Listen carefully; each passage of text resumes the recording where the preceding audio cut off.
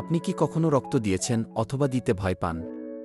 অনেকেই ভাবেন রক্ত দিলে শরীর দুর্বল হয়ে যায়, নানা সমস্যা হয়।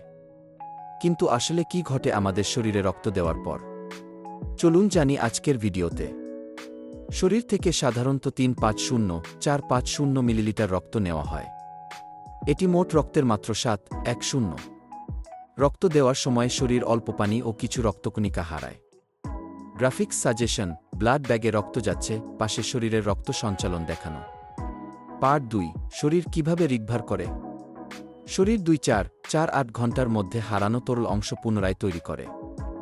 নতুন লোহিত রক্তকণিকা রোগী তৈরি হতে 3-4 সপ্তাহ লাগে।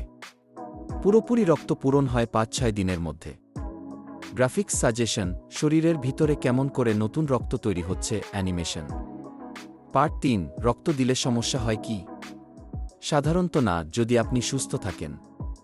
কিছু হালকা পার্শ্বপ্রতিক্রিয়া হতে পারে: মাথা ঘোরা, দুর্বলতা, হালকা মাথা ব্যথা। পানি খাওয়া, বিশ্রাম নিলে ঠিক হয়ে যায়।